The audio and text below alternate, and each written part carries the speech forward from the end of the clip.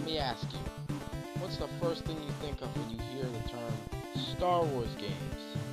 If you said LucasArts, then you're right. LucasArts is known for making some of the best Star Wars games. The SNES trilogy was a prime example.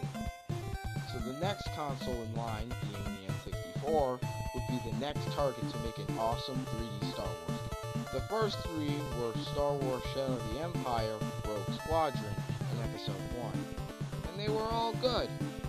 And we were all pumped for the next Star Wars game. Until this happened. This is Star Wars Battle for Naboo. Let me just say, get this whole thing out of the way, this game sucks, it's horrible, it's bad, it's revolting, it's any kind of word you can think of. Whichever ignoramuses came up with this should be glad with themselves, because they literally just captured pain and a turd inside one cartridge. And to be honest, this is actually more worse than the Dream Gear, because I've never seen a bad game on an N64 console, really. This is the first game that really I have ever seen that is bad, but maybe I could be wrong about that. Maybe I can just view a bunch in the future, but really, this is one of those games where you see in the store and you first get your N64, but all they have is this available in your price range. So you take it home, you plug it in your system, and then you find out that this thing is a steaming pile of crap. It's not worth more than a penny. It's probably like less by 1,000. And that doesn't make any sense, but neither does this game. Because it's a side story. And side stories don't need to make any sense. So, without further ado, I'm gonna stick this thing into my system. Hope it doesn't explode.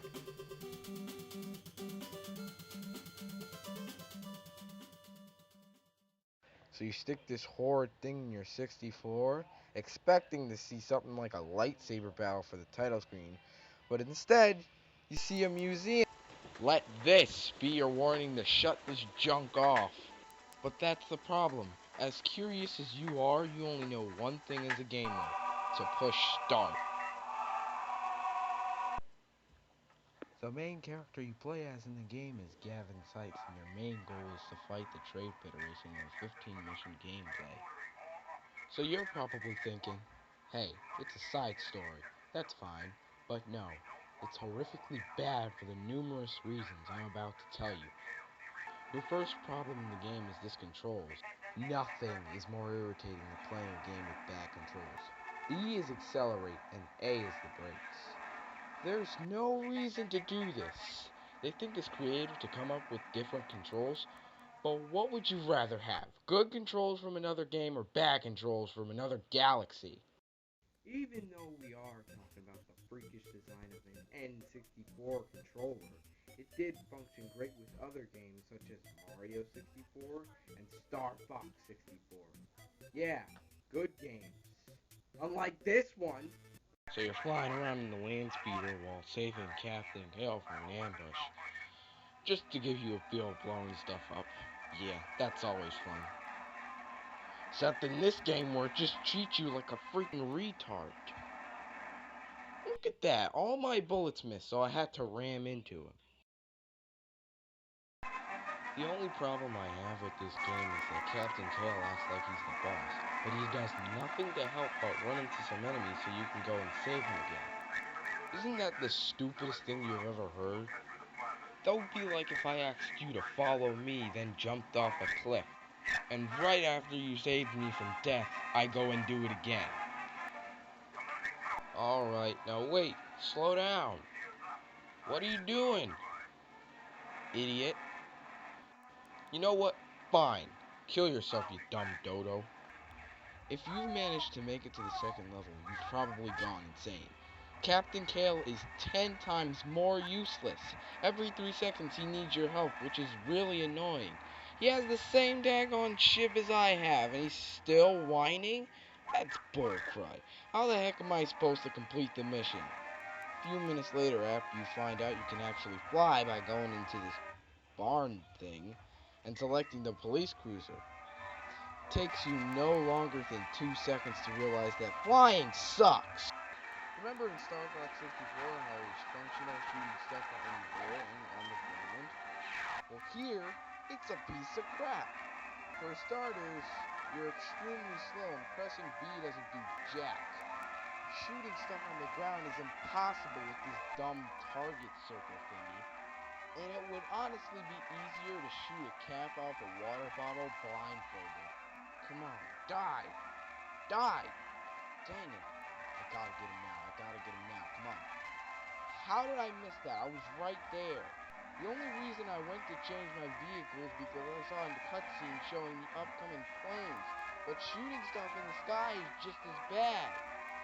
The game treats you like an imbecile, bypassing any logic you'd actually think.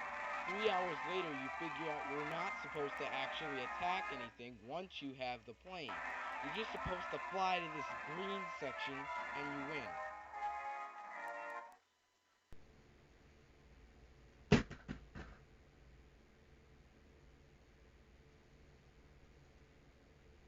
What was the point? Huh? What? Because if all I needed to do was fly to the end of the stage, what was the point of switching vehicles? When playing a game, it's basic logic to use a weapon if given one. I'm not gonna fly to the end of the stage. That's what cutscenes are for.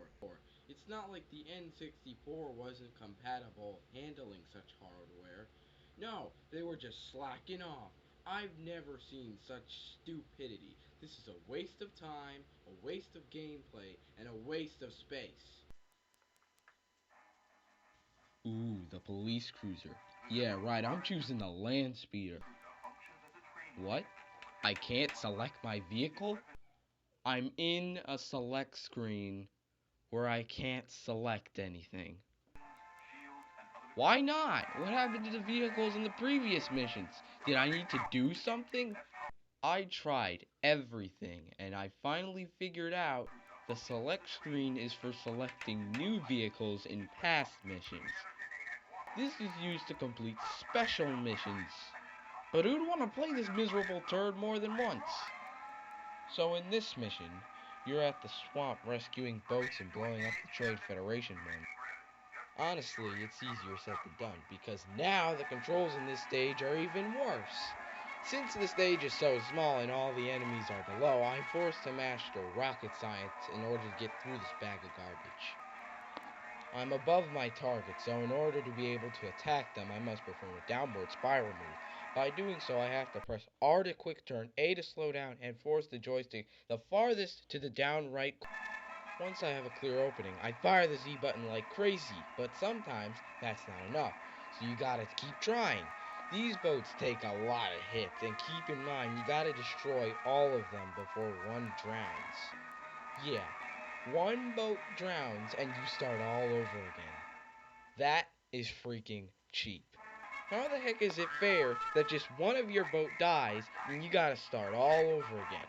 But I somehow have to take all the Trade Federation boats down by doing this retarded spin move. I mean, this is relentless. How many gosh darn laser shots can one freaking boat take? Are these real lasers or are these just glowing plastic water noodles? Sometimes I get confused on which boats I'm supposed to destroy and which boats I'm supposed to protect.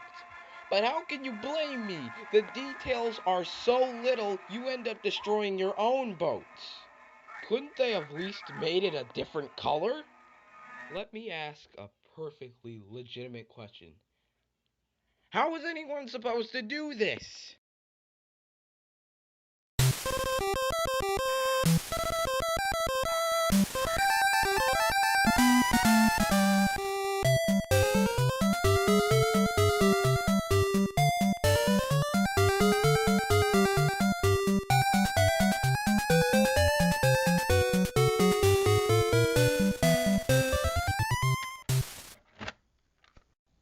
Screw this game. It's horrible. There are just too many problems. Too many. It's already bad enough I gotta deal with the crappiest controls known to mankind. But to deal with awful vehicles and cheap failures, it's a real pain in my behind. Whose thinking idea was this anyway? To ruin a good Star Wars movie with the stupidest side story ever. So this game's a 45 rating, so if you happen to see it in stores, don't even touch it. It's garbage. because I'm telling you right now, this thing is a big load of crap, and I know how to handle